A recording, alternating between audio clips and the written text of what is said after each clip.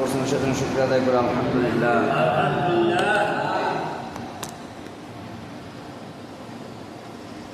গতকালকে আপনাদেরকে একটা আমল বলছিলাম যে আমরা বাজারে যাব, বাজারে গিয়ে দোয়া করব। দেখেন আমাদের নবী সাল্লাল্লাহু আলাইহি ওয়াসাল্লাম শুধু আমাদের নবী না, দুনিয়াতে যত নবী আসছে, নবী রাসূল, সমস্ত নবী রাসূল আম্বিয়া کرام সবাই নিষ্পাপ, যাদের কোনো গুনাহ নাই।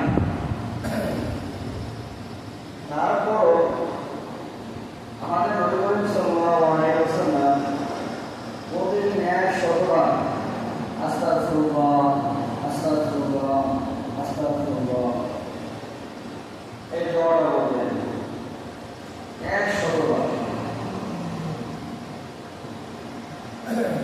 দেখেন যার কোনো গুনাহ নাই, মাসুম, তাকে সারা আল্লাহ তাআলা সাক্ষী দিতে মাসুম নয়, সেই নবী করিম সাল্লাল্লাহু আলাইহি ওয়াসাল্লাম প্রতিদিন 100 বার আস্তাগফিরুল্লাহ বলেন। সেই জায়গায় আমি আর আপনি সারা গুনার মধ্যে হাবুল হয়ে গেছি। তাই আমার আপনার কতবার আস্তাগফিরুল্লাহ বলা চিন্তা করে দেখছেন? এই জন্য আজকে থেকে একটা আমল করবেন সকলে,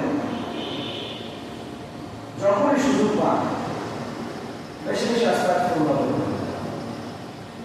আস্তাগফিরুল্লাহ করার মাধ্যমে শুধু গুনাহই মাফ হয় না, আল্লাহ তাআলা বান্দার রিজিকও বাড়ায় দেন। কথা বুঝছেন? শুধু কি মাফ হয় না, গুনাহই মাফ হয় না, সাথে সাথে আল্লাহ তাআলা বান্দার রিজিকও বাড়ায় দেন। বড় বান্দা যদি বিপদে পড়ে, বড় কোনো বিপদে পড়ছে, তখন তো ওই বান্দাকে বেশি বেশি আস্তাগফিরুল্লাহ বলে আল্লাহ তাআলা তার বিপদ থেকে মুক্তি দান করেন। কত বড় নিয়ামতের বিষয়, একেবারে সহজ, কষ্ট নাই। অনেক দোয়া আছে, অনেক বড় বড়, করতে কষ্ট লাগে।